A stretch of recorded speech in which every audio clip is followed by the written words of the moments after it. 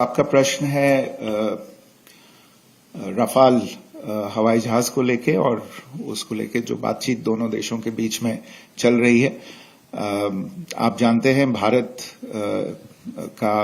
की वायुसेना रफाल को ऑपरेट करती है और उसके चलते दोनों देशों की सरकारों और दोनों देशों की वायुसेनाओं के बीच में बातचीत आगे बढ़ी है। जहां तक आपने रफाल के इंडिजनाइजेशन की बात की, हमारा मानना हमेशा रहा है और प्रधानमंत्री जी ने भी अपने सारी जो उनकी मीटिंग्स हुई हैं उनमें इस बात पे बल दिया है कि भारत जो अब एक तरह से रक्षा क्षेत्र में जो भारत का परिप्रेक्ष्य है वो ये है कि ज्यादा से ज्यादा आगे जाते हुए मेक इन इंडिया के कॉन्सेप्ट को आगे ले जाते हुए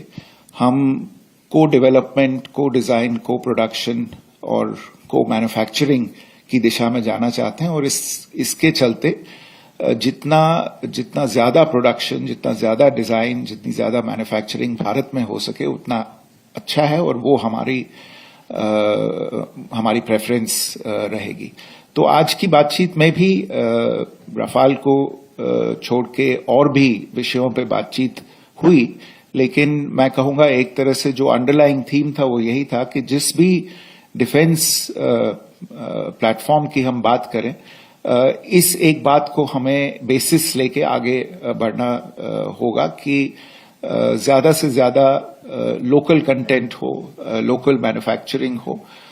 और इसी तरह से जो हमारा सहयोग हो उसको इस चीज को ध्यान में रखते हुए डिजाइन किया जाए।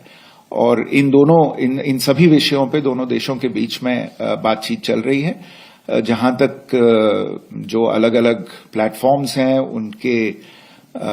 उनके खरीद फरोख्त के बारे में या उनके ऊपर अनुसंधान करने के बारे में, तो वो दोनों देशों के बीच में बातचीत चल रही है। जब कुछ ऐलान करने लायक होगा तो उसके बारे में और सूचना दी जाएगी।